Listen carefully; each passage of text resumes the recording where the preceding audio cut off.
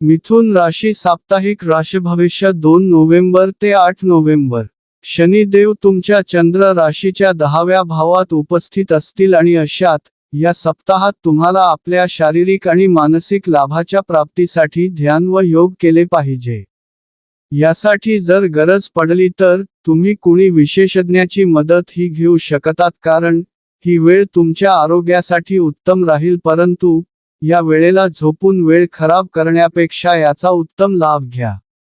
ते जातक जे आपल्या घरापासून दूर राहून नोकरी किंवा अभ्यास करत आहे त्यांना या सप्ताहात काही कारणास्तव आपले धन खर्च करावे लागू शकते, कारण तुम्ही आपल्या मित्राच्या सांगण्याने पार्टीत किंवा यात्रेवर जाण्याची शक्यता आहे.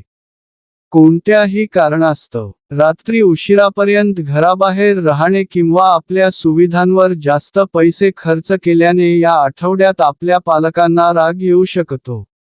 म्हणूनच हे सुरुवातीपासूनच लक्षात ठेवून अशी कोणतीही गोष्ट करू नका की ज्यामुळे आपण त्यांना चिडवू किंवा फटकारू शकाल, कारण यामुळे तुमचा मूड खराब होईल. तसेच कौटुंबिक वातावरणात ही अशांती निर्माण होताना दिसेल. तुमच्या चंद्र राशीच्या 3ऱ्या भावात केतू ग्रह स्थित असेल आणि अशात या आठवड्यात कार्यक्षेत्रात प्रगती होण्याचे योग दर्शविली जात आहे. जरी सुरुवातीला काही कठोर परिश्रम करावे लागतील, परंतु हळूहळू परिस्थिती पक्षात जाताना दिसेल. म्हणून सुरुवातीपासूनच आपले परिश्रम चालू ठेवा.